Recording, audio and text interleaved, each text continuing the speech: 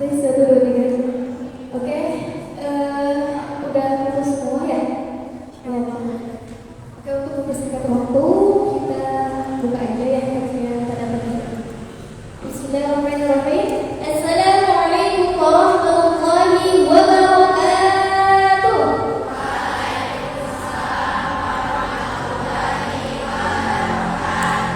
Masih kurang semangat dan masih kurang kompak. Sekali lagi dengan jawaban yang lantang ya, Tafika ya. Oke, bismillahirrahmanirrahim. Assalamualaikum warahmatullahi wabarakatuh.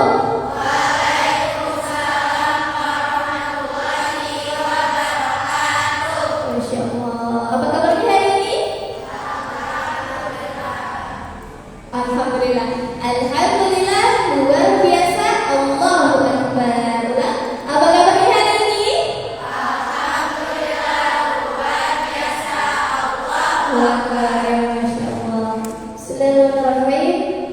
Innal hamdalillah nahmaduhu wa nasta'inuhu wa nastaghfiruh wa na'udzu billahi min shururi anfusina wa min sayyiati a'malina. May yahdihillahu fala mudilla lahu wa may yudlil fala hadiya lahu. Rabbi zidni 'ilman warzuqni fahman. Rabbi shrah li sadri wa yassir li amri wahlul 'uqdatam min lisani yafqahu qawli bi rahmatika ya arhamar rahimin. Alhamdulillah, pada pagi hari ini kita bisa berkumpul lagi ya dalam kajian Komsol Rahmatan lil Alamin remaja dalam keadaan sehat walafiat. Alhamdulillah. Oke, mungkin supaya lebih semangat untuk mendengarkan materi, Teh Mai mau tes semangatnya dulu, ya. Oke, bisa ya? Oke, tangannya boleh ke depannya, dilemaskan dulu. Oke, dua-duanya boleh, dua-duanya. Oke. Oke, udah lemas? Udah belum? Oke, lemesin. Oke, Allah misalkan kata Teh Mai tepuk tangan satu kali. Oh, sudah. Iya ya, misalkan semangatnya ya dilemaskan terus. Oke, seperti biasa, kalau kata Teh Mai tepuk tangan asal supaya lebih semangat dengan tepukan 1, 2, 3. Setiap tepukannya itu beda-beda. Nah, kalau misalkan kata Teh Mai tepuk 1, bisa? Kasih sampingan jelas ya? Oke, tepuk 1. Tepuk 1. Bisa gak? Bisa? Oke, ulang ya. Tepuk 1. Oke, itu tepuk berapa? Tepuk 1. Ingetin ya, suara tepuk 1. Tepuk 1.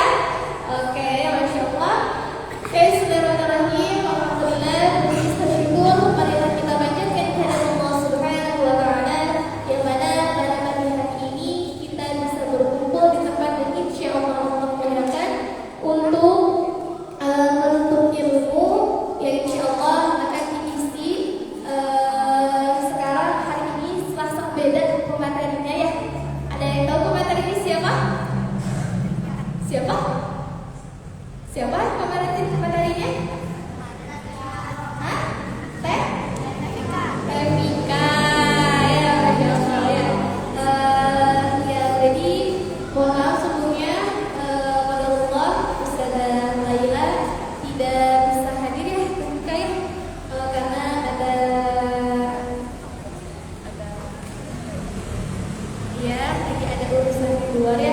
Semoga Allah mudahkan, Allah lancarkan segala urusan guru-guru kita, keluarga kita, sahabat-sahabat kita, yang mudah-mudahan Allah selalu memberikan kesehatan walafiat. Amin ya rabbal alamin. Salawat serta salam marilah kita curahkan kepada baginda alam, yakni Nabi besar Muhammad sallallahu alaihi wasallam, kepada keluarganya, para sahabat, dan kita selalu umatnya yang mudah-mudahan mendapatkan syafaatnya di yaumil akhir. Amin ya rabbal alamin.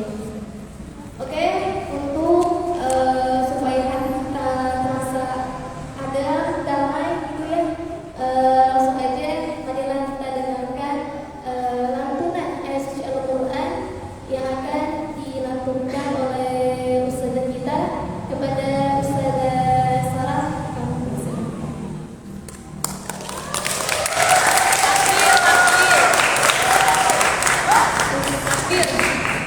Allahu Akbar.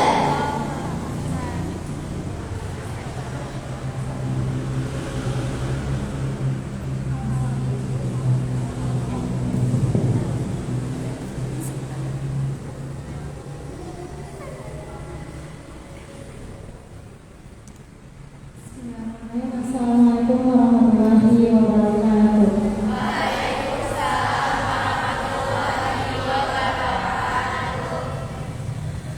A'udzu billahi minasy syaithanir rajim.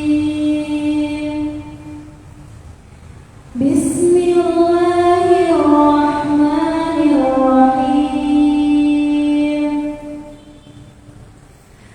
Iqra bismi rabbikal ladzi khalaq.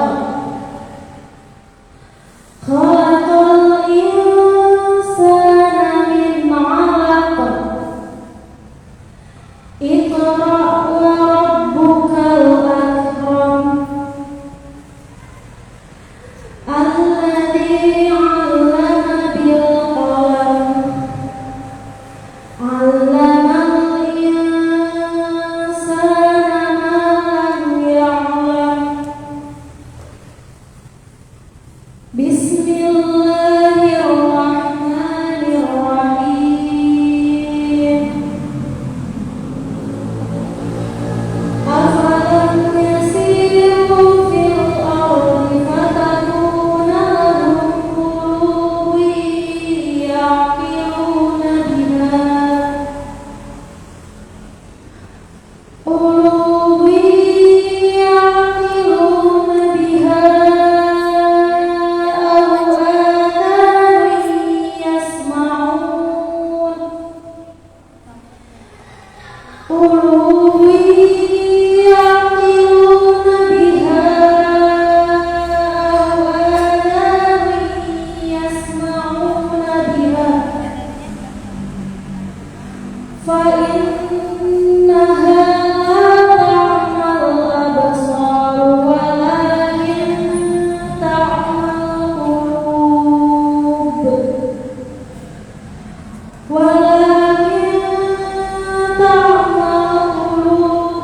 التي في الصدور. Artinya, aku berlindung kepada Allah dari godaan syaitan yang tertutup dengan menyebut nama Allah yang Maha Pengasih lagi Maha Penyayang. Bacalah dengan menyebut nama Tuhanmu yang menciptakan. Dia telah menciptakan manusia dari segumpal darah. Bacalah, dan Tuhanmu lah yang Maha Mulia, yang mengajar manusia dengan pena. Dia mengajarkan manusia apa yang tidak diketahui dengan menyebut nama Allah yang Maha Pengasih lagi Maha Penyayang.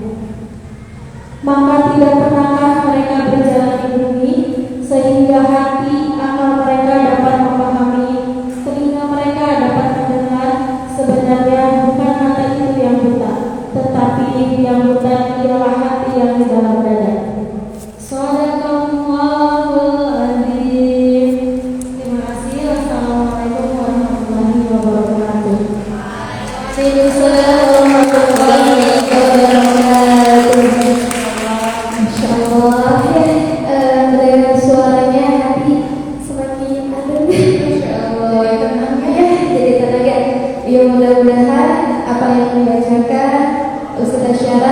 dan kita mendengarkannya pun mudah-mudahan mendapatkan pahalanya dari Allah Subhanahu wa Ta'ala.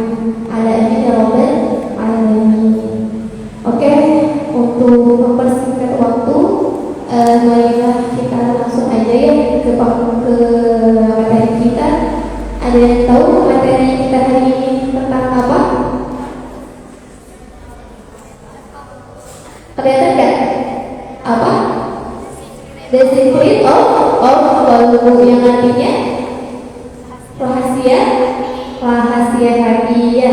Langsung aja kita dengarkan ya materi dari Tafika. Kepada Tafika dipersilakan. Masya Allah, terima kasih Ustazah Nek. Alhamdulillah Rabbil Alamin. La ilaha illallah wa la ilaha illallah la haula wa la quwwata illa billah. Allahumma la sahla illa ma ja'altahu sahla wa anta taj'alul hazna idza syi'ta sahla. Rabbi shrah li sadri wa yassir li amri wa hlul 'uqdatam min lisani yafqahu qawli. Amma ba'du. Bismillahirrahmanirrahim. Assalamualaikum warahmatullahi wabarakatuh. Waalaikumsalam warahmatullahi wabarakatuh. Alhamdulillah. Alhamdulillah kita bisa kumpul sama-sama di sini ya. Insya Allah ini insya Allah kita akan membahas the secret of qalbu. Sebelum kita bahas, saya mau cerita. Sebenarnya ini juga perdana. Kita berdua perdana di sini. Perdana saya sebagai pemateri dan saya perdana sebagai moderator. Bismillah, kita sama-sama belajar di sini ya. Jadi bukan teman-teman aja yang belajar, kita di sini pun belajar. Jadi mohon dimaklumi, mohon dibukakan pintu maafnya apabila ada kesalahan, kekurangan. Insyaallah semoga Allah meridhoi. Amin. Nah, sebenarnya hari ini harusnya saya isi materinya duet sama Ustazah Laila. Namun seperti yang Ustazah Laila sampaikan, Ustazah Laila kehalangan hadir karena beliau sedang mengurus tesisnya beliau. Insya Allah beliau mengambil gelar S2-nya. Semoga mari kita sama-sama doakan ya. Semoga Allah mudahkan urusan beliau agar segera rampung gelar S2 beliau, tesis beliau segera selesai, dimudahkan semuanya, dilancarkan, dan semoga Allah memberkahi. Amin amin ya rabbal alamin. Oke, baik. Sekarang kita masuk ke materi. The secret of qalbu. Ini hari ini kita agak nyerempet ke sains ya. The secret of qalbu. Ada yang tahu nggak qalbu itu tadi kata artinya apa? Hati. Hati itu apa? Hati yang mana nih? Yang ini ya. Yang ini nih ya hati. Hati sama liver beda apa sama? Nah, bingung. Jadi, siap. Hati, kolbu yang di sini menurut kamus bahasa Arab al-Mungkin, kolbu di sini artinya organ tubuh atau anggota badan yang berbentuk kerucut yang bertempat di dalam dada sebelah kiri, bertugas menggerakkan atau memompa darah yang disebut jantung. Jadi hati itu ternyata bukan liver.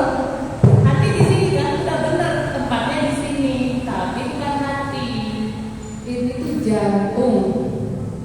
Heart bahasa Inggrisnya itu kalau kita cari di kamus, heart itu bukan hati, tapi heart itu jantung. Memang ada percabangan ilmu dari sebelumnya antara barat dan utara, timur dan utara, utara dan selatan, masya Allah, utara dan selatan yang berbeda pendapat tentang mengenai makna kalau itu. Ada yang bilang jantung, ada yang bilang hati, tapi yang sebenarnya itu jantung menurut Al-Quran ya, merujuk dari Kolbu di sini jantung. Jadi teman-teman mulai saat ini kalau kita ngomongin kolbu berarti otomatis langsung koneknya jantung, gitu ya. Bukan hati lagi, jantung. Di sini tempatnya, di dalam dada sebelah kiri. Jantung banget kan, ya kan, jantung di sini kan. Oke, nah kalau menurut buku dari Imam Al-Ghazali mengenai teori dasar penyucian jiwa, dijelaskan bahwa kolbu itu adalah daging yang bersuhu panas, berbentuk kusam, berada di sisi sebelah kiri dada. Di dalam sisinya ada rongga yang berisi darah hitam sekali. Persis seperti tadi surat Al-Alaq, segumpal darah di sini. Jadi segumpal darah yang surat Al-Alaq itu merujuk kepada jantung kita. Tadi makna surat Al-Alaq apa sudah naik? Surat Al-Alaq tadi artinya yang ada segumpal darahnya.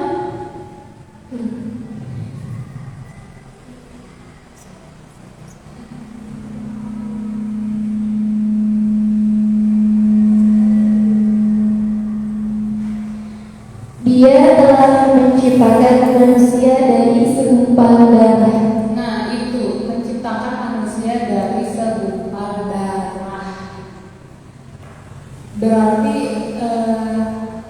awal mula penciptaan manusia dimulai dari segumpal darah, yaitu jantungnya. Kayak ibu hamil misalnya ya, nanti insya Allah kita semua akan menjadi seorang ibu. Akan insya Allah merasakan kehamilan dan melahirkan.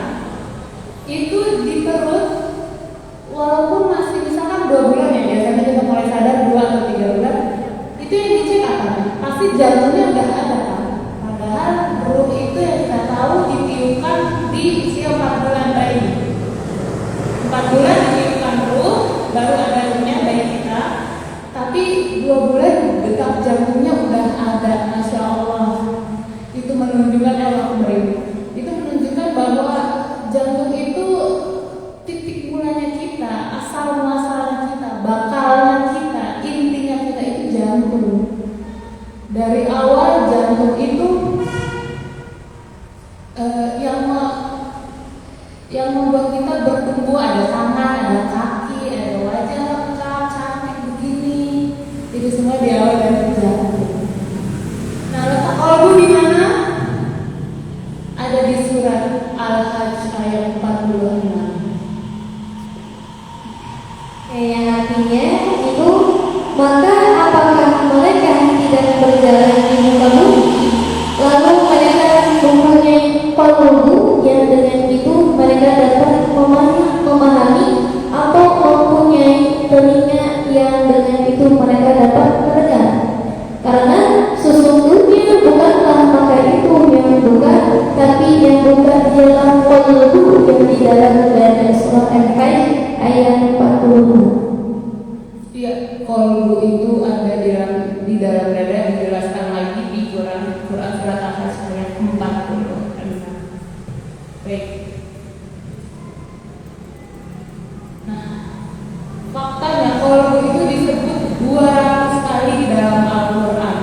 Kolbu beserta kata turunannya ya, kolbu, kolot, segala macam dan yang lainnya 200 kali. Berarti betapa spesialnya kolbu ini. Ada sesuatu pasti di kolbu ini. Kenapa sampai 200 kali disebutin di Al-Quran? Kenapa sih kolbu itu bisa penting banget di hidup kita? Di sini diriwayatkan dari hadis riwayat Al-Bukhari dan Muslim. Ketahuilah, sungguh di dalam tubuh itu ada segumpal darah. Jika daging tersebut baik, baiklah seluruh tubuh. Jika rusak, rusaklah seluruh tubuh. Ketahuilah, segumpal daging itu adalah kolbu.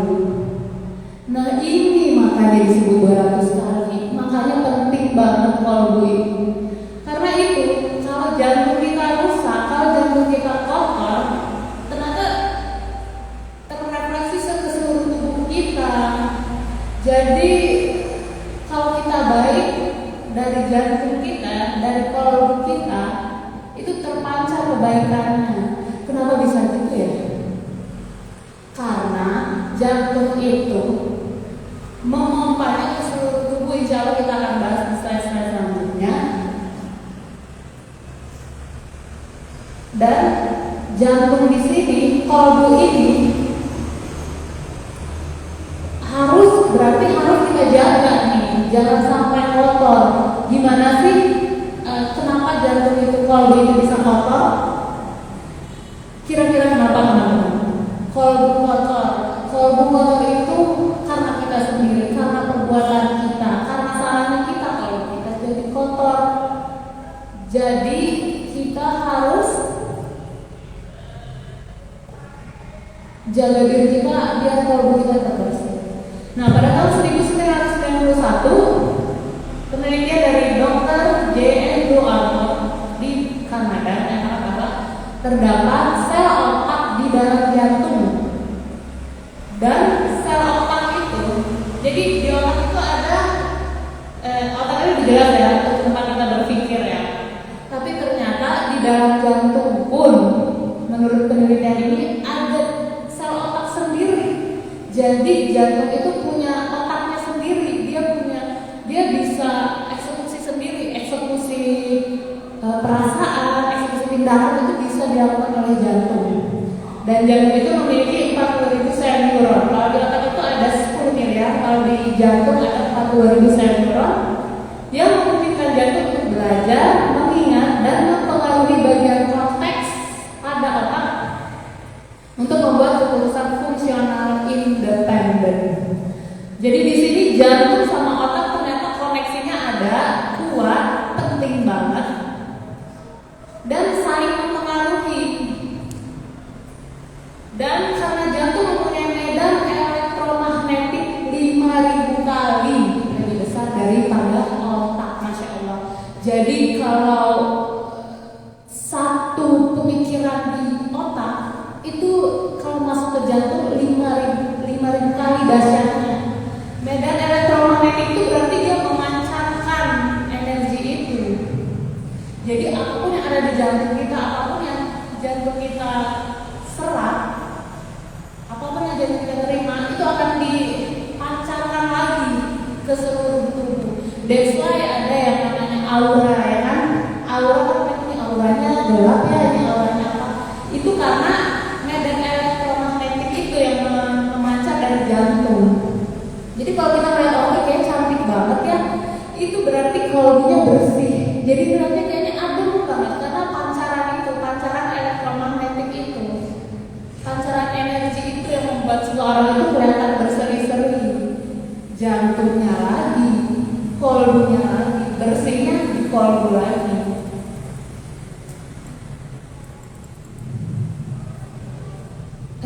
Di kolbu itu karena dia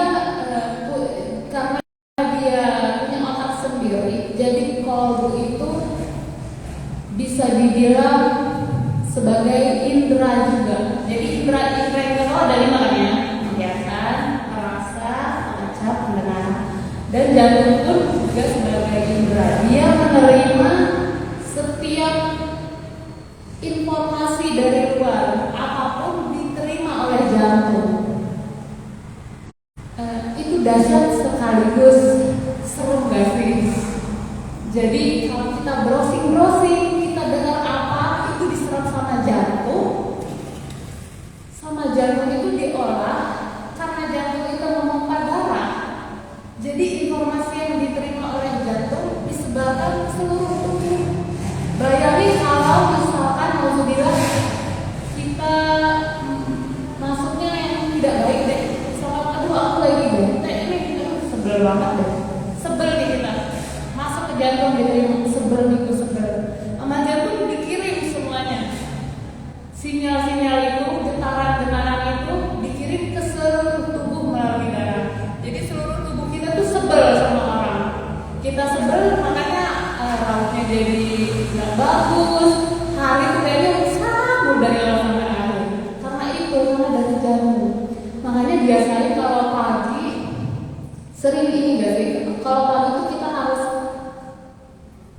biasain untuk bangun sholat kan. Kita bangun baca doa dulu, baca doa mengingat Allah, baca doa pagi-pagi udah senyum, itu tuh ngaruh ke jantung, itu ngaruh ke kolbu kita. Saat kita bangun pagi ceria, bersyukur sama Allah, langsung ingat Allah, jantung kita otomatis menangkap sinyalnya tuh oke, hari ini kita happy, kita bahagia, dipancar ke seluruh tubuh happy. Jadi sepanjang hari itu kita rasanya happy aja, seneng aja. Sering merasa gitu kan, kayak pagi ini lagi suntuk deh, aduh sial banget sih hari ini kayak gitu. Tapi benar lagi sial terus kan, karena udah jantung tuh udah nerimanya sial hari ini. Jadi energi yang terpancar dari kita sial, karena energi itu tarik menarik, ditariklah kesialan itu. Padahal jadi kesialan itu sebenarnya kita yang narik, bukan artinya nasib kita hari itu sial. No, sial itu kita yang bikin ternyata. Karena kita mikirnya sial, energi yang terpancar sial, yang tarik sial juga. Makanya jadi kayak ngerjain ini salah lagi, ngerjain itu salah lagi. Coba dibalik. Kalau dari pagi kita udah happy, bangun-bangun baca doa, sholat, hati jadi tenang, pikirannya seneng, boleh tuh self talk. Suka dengar kan self talk? Ngomong ke diri sendiri, kayak di kaca, hari ini cantik banget sih. Hari ini ada ujian nih, hari ini ujian pasti bisa. Hari ini aku udah belajar, aku mau ujian pasti bisa. Coba gitu ngomong saat ujian, kali-kali kita ngomong gitu. Insya Allah nanti kita di sekolah, kita ujian bisa tuh. Karena jantung udah nyimpen, oh hari ini ujian gue bisa. Aku bisa. Akhirnya energi yang dikirim ke seluruh tubuh bisa, ujian nanti bisa. Yang diserap jadinya otak kita jadi semesta, istilahnya itu semesta mendukung kita untuk bisa tuh ujiannya. Dengan izin Allah ya, maksudnya semesta tuh dengan izin Allah kita bisa aja menjadi ujiannya. Karena apa? Karena mindset di jantung itu dari situnya, bukan karena belajar. Maksudnya belajar perlu, harus belajar. Tapi keyakinan itu loh, keyakinan yang ada di jantung, yang kita tanam di diri kita, yang di dalam hati kita yakin bisa, kita serahin sama Allah, ikhlas, itu insya Allah beneran bisa. Insya Allah itu menarik, energi itu menarik semuanya tuh didukung. Kita mau ujian didukung, akhirnya kita bisa jadi pikiran kita lancar, semua yang kita pelajari keluar semua. Magically itu akan bekerja dengan baik. Nah ini ngomong-ngomong jantung, tadi jantung ada otaknya, ini otak yang mana? Otak itu dibagi menjadi 3 menurut buku dari Triune Brain dari Paul Demetri. Otak itu dibagi menjadi 3. Yang pertama lizard brain atau otak reptil. Otak reptil itu yaitu batang otak, brainstem. Batang otak itu yang di bawah sini ya, yang panjang itu batang otak. Nah batang otak itu fungsinya itu mengatur fungsi dasar pada tubuh manusia seperti bernapas, denyut jantung. Jadi itu lebih ke survival hidup. Nah yang kedua otak mammal brain, otak mamalia, biasa disebut limbic system. Limbic system itu ada di atasnya batang otak, ditutupin sama sama limbic system. Limbic system ini adalah otak emosi. Di situ semua emosi diproduksi dari sistem limbik. Nah, karena jantung itu produce emosi, menghasilkan emosi ya, perasaan, otak perasaan. Jadi jantung itu koneksinya ke sistem limbik ini yang mengeluarkan emosi bahagia, mengeluarkan hormon. Nanti kita bahas. Limbik sistem itu memproduksi hormon. Yang ketiga itu otak neokortex. Jadi otak yang besar itu, yang di atas, yang kanan kiri itu neokortex. Itu adalah otak primata, otak kecerdasan. Dia mainnya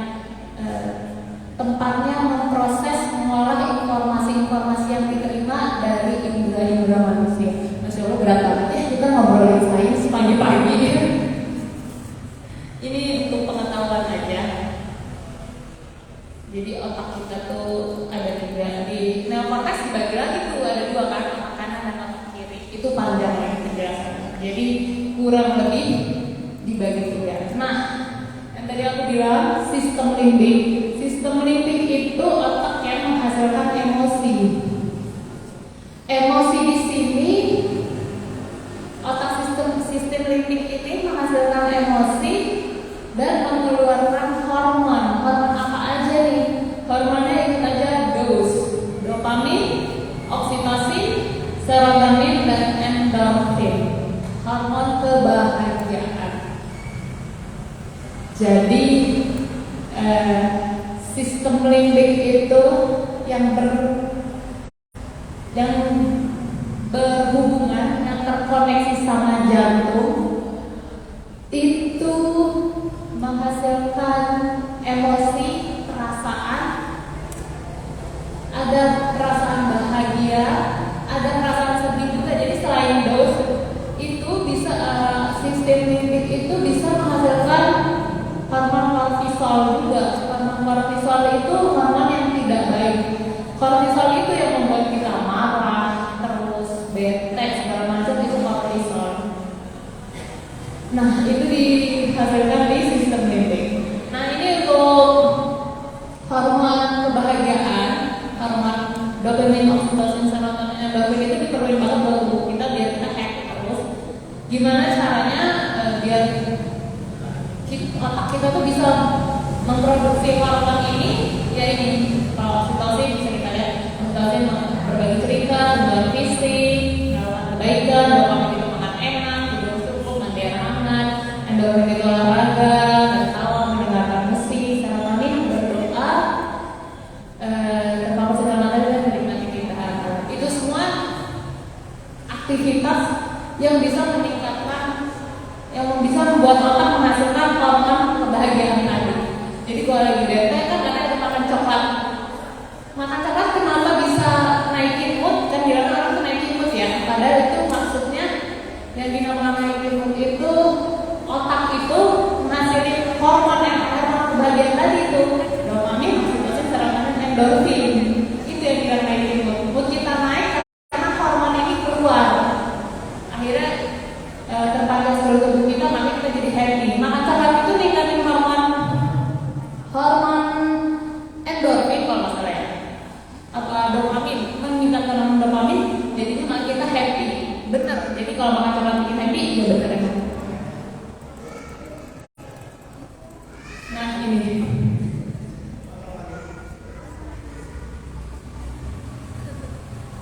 Jadi hubungan jantung ini dari gambarnya keren banget. Aku ambil di internet gambar koneksi antara jantung dan otak. Jantung, jadi jantung itu merupakan organ yang mampu menerima informasi, memiliki kecerdasan yang mampu untuk belajar, mengingat, dan bahkan merasakan dan berakal, memahami. Jantung mampu menerima informasi dan memahami informasi itu untuk disampaikan, dikomunikasikan ke otak, sehingga otak mampu memahami informasi dan bahkan menaati informasi dari jantung. Tuh, otak kita yang sebesar ini masih nurut sama jantung. Padahal kayaknya manusia itu yang ini logika ya kan, kita tuh apa-apa semuanya logika, kepintaran kan. Padahal ternyata otak kita aja nurut sama jantung. Karena jantung itu, masya Allahnya, emang didesain sama Allah ya untuk itu, untuk kita tuh fokus kita tuh ke jantung teman-teman.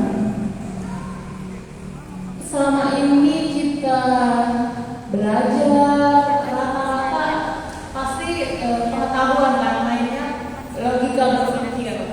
Insya Allah dengan Al-Quran insya Allah diarahkan ya, pasti masuk ke kolom juga. Jadi dari penting gak sih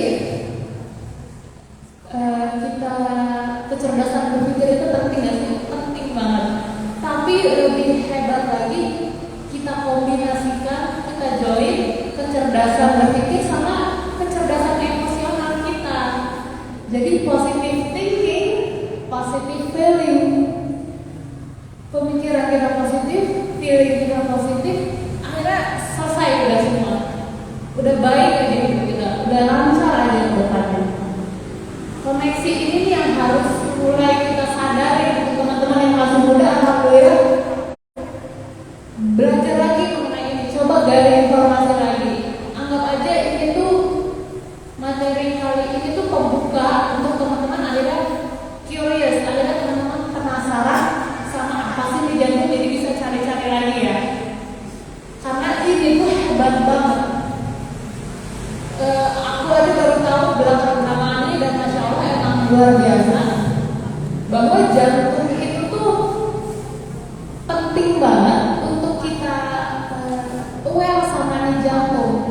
Gimana caranya kita aware? Kita jaga tuh omongan kita, informasi yang kita terima itu tuh ngaruh banget buat jantung. Berada di lingkungan yang baik ngaruh banget buat jantung. Apapun itu ditakut juga sama jantung.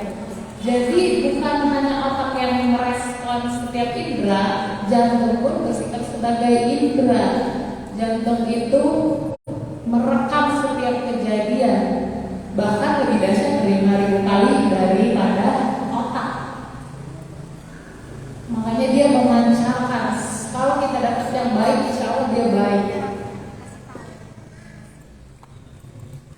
Nah ini, jadi ini nih urutannya. Ada sebuah kutipan yang menurut Ustaz Sarela dan menurut saya ini luar biasa banget, bahwa perasaan kita mempengaruhi pikiran kita mempengaruhi tindakan kita menjadi kebiasaan kita akhirnya menjadi karakter, dan karakter menjadi nasib kita. Ya Allah, bayangin kalau itu baik dari awal, insya Allah nasib kita baik. Jadi yang di sini maksudnya tuh nasib kita itu tuh bisa diatur pakai perasaan dan pikiran nih. Ini udah aku kelompokin, ini hukum fisika Newton. Maksudnya ini tampak. Ini benda yang tampak. Kalau Newton itu kan fisika nggak sih? Belajar fisika nggak teman-teman? Belajar kan hukum Newton, tahu nggak? Kalau hukum Newton itu apa coba?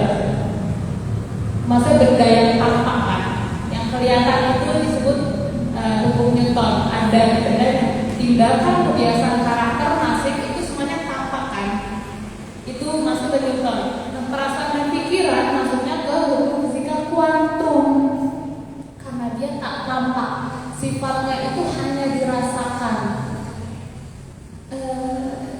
Tak tampak itu kan berarti gak ada. Fisika kuantum itu berkaitan dengan getaran. Jadi menurut fisika kuantum ya, nanti coba cari ya teman-teman fakta mengenai hukum fisika kuantum. Hukum fisika kuantum itu salah satunya menerangkan bahwa setiap benda yang ada itu berawal dari ketiadaan. Jadi benda yang ada saat ini tuh kalau dibelah itu nggak ada, cuma berupa getaran yang banyak, akhirnya menjadilah bentuk tertentu gitu. Aku ya gitulah kira-kira ya teman-teman ya. Pusing pasti kan? Aku mau jelasin aja pusing. Nah maksudnya di sini menurut berdasarkan fisika kuantum bahwa semua yang ada berawal dari ketidakadaan. Jadi kita bisa mengatur nasib kita hanya dengan kita mengatur perasaan dan pikiran kita. Perasaan dan pikiran itu kan sesuatu yang bisa kita kontrol banget kan. Kalau dibilang emang nasib kayak gini, no way, nggak gitu. Nasib itu bukan gift, nasib itu bukan artinya emang gue nasib banget gini. No. Kita yang usahakan untuk nasib kita dengan cara apa? Perasaan kita, pikiran kita yang menjadi apa? Kalau kita, perasaan kita, pikiran kita yakin, yes, 10 tahun ke depan aku bakal sukses, 10 tahun ke depan aku bakal hafal, menjadi penghafal Quran, 10 tahun ke depan aku bakal kontribusi di dakwah keliling Indonesia, ke luar negeri untuk bawa agama Allah. Masya Allah, itu kita yang ngakuin, yes you can. Kalau kita pasang niat kita di perasaan, kita atur perasaan kita, pikiran kita yang direkam sama jantung. Oke, si Fulana 10 tahun ke depan dia niat banget mau jadi hafiz Quran, dia niat banget mau keluar negeri dakwah. Oke, let's make it happen. Ayo kita wujudkan. Si jantung itu akhirnya pinter, karena si jantung itu pinter kan, dia punya otak.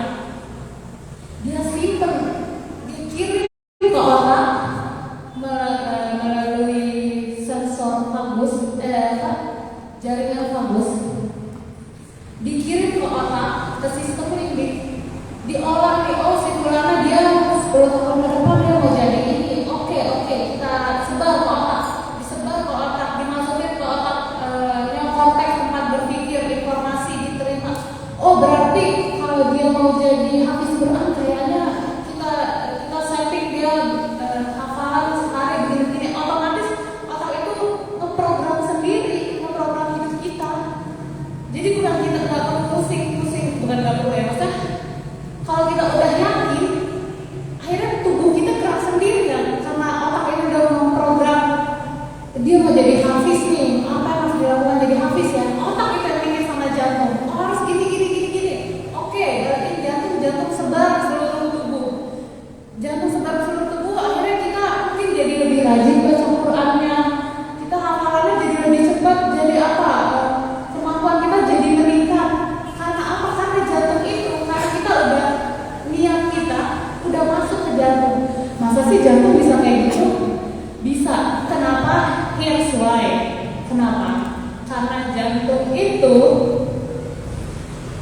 letaknya alam bawah sadar. Pernah dengar gak sih? Alam bawah sadar, alam sadar. Nah, ternyata pikiran kita masuknya itu ke conscious mind. Yang nyatanya conscious mind yang kita pakai sehari-hari ini kepake di dunia itu cuma 10%, teman-teman. 10%, 90%-nya lagi conscious mind, subconscious mind. Subconscious mind itu letaknya di mana? Subconscious mind itu mainannya di jantung, teman-teman. Makanya powerful banget kan. Maksudnya apa sih subconscious mind 90%? Iya. Subconscious mind itu gimana ngejelasinnya? Jadi di dalam alam bawah sadar ya biasanya. Alam bawah sadar itu mainan tempat kita tuh alam bawah sadar itu menyimpan informasi itu lebih kekal daripada alam sadar. Ini alam sadar, ini alam bawah sadar ya teman-teman ya. Apapun yang masuk ke alam bawah sadar itu akan bertahan lama di sana. That's why kalau apa yang masuk ke alam bawah sadar bisa bertahan sampai kita meninggal, sampai terus gitu. Kadang ada hal kita kecil sampai sekarang masih ingat. Itu karena dia masuk di alam bawah sadar. Karena gini loh, jadi alam bawah sadar ini dari umur kita masih zigot sampai umur 3 tahun itu alam bawah sadar bekerja 100%. Makanya anak kecil kalau apa-apa belajar cepat banget ya kan, karena dia mainnya di alam bawah sadar. Alam bawah sadar ini powerful sekali karena dia 90%. Nah masih kecil makanya dari dalam perut udah diomongin yang baik-baik, udah dibacain Al-Quran. Makanya masih kecil jangan suka dilarang, parenting kan, jangan larang anak. Dari kecil itu diajarin yang baik karena dia menerima itu 100%, dia tanam langsung ke alam bawah sadarnya dia. Makanya sampai gede bertahan. Ibaratnya kalau pengasuhannya baik, insya Allah sampai dia meninggal baiklah dia. Karena itu 100% itu. Nah dari 3 sampai remaja itu sebelum balik itu 95%. 90% subconscious mind-nya semakin sedikit tapi masih oke. Nah dari balik sampai remaja, teman-teman kalian itu 90% ini. Nah kalau udah dewasa itu udah 88%. Kayak kita tuh udah 88%. Saya maksudnya. Nah sebenarnya teman-teman ini masih 90-10 nih. Subconscious mind-nya tuh masih besar. Jadi masih bisa masukin semuanya teman-teman. Kalau saya bilang masukin semua yang baik-baik. Jadi nasib kita tuh bergantung sama kita. Kita masukin yang baik. Gimana masukin yang baik? Baca Al-Quran. Kita belajar yang baik. Ya, hindari yang rusak pikiran tuh jauhin. Karena apa? Karena itu merusak kita, merusak subconscious mind kita. Apapun yang kita terima di subconscious mind itu tuh mempengaruhi nasib kita banget. Makanya penting banget untuk kita peka sama informasi yang kita terima, karena informasi yang kita terima itu bisa aja masuk ke subconscious mind kita. Gimana sih caranya biar informasi yang kita terima itu bisa masuk ke subconscious mind? Ada caranya. Jadi gini caranya. Ini nih gelombang otak. Gelombang otak itu kalau kita kayak gini nih beraktivitas itu gelombangnya ada di beta 15 sampai 30 Hz. Gelombang di beta itu apa? Aktivitas, konsentrasi, aktivitas segala macam. Gamma, beta, gamma, beta itu. Nah, gerbangnya subconscious mind, gimana cara kita mau masuk ke subconscious mind? Ini kita buat gelombang otak kita ada di alpha di 8 sampai 15 Hz. Gimana caranya kita bisa masuk ke alpha? Lebih dalam lagi, kalau di alpha ini kita sadar, lumayan sinkron nih, alam bawah sadar mulai terbuka, kita mulai sadar, otak mulai connect nih, otak sama jantung mulai connect, kita udah mulai relax. Biasanya ini gelombang alpha itu saat kita udah mau tidur, udah ngantuk. Dan gelombang alpha ini biasanya sehabis sholat. Itu gelombang kita alpha, kita sholatnya khusyuk.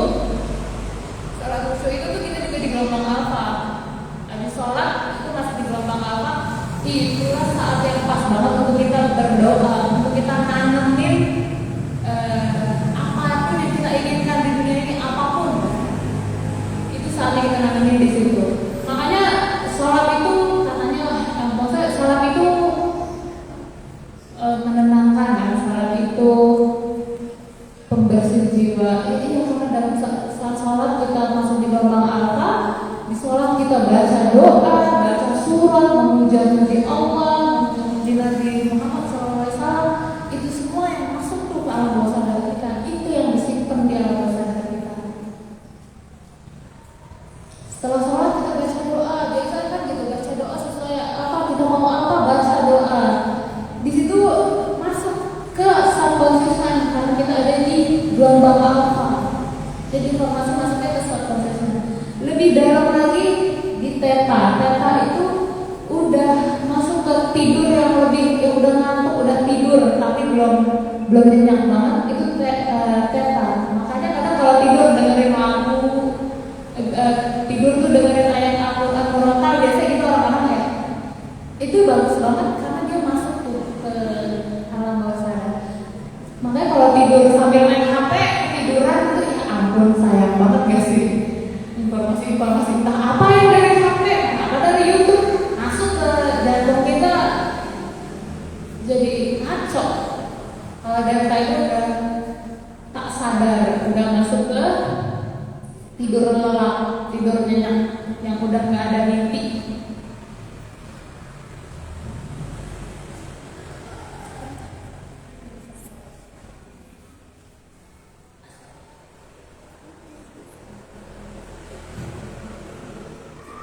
Oke, sebentar.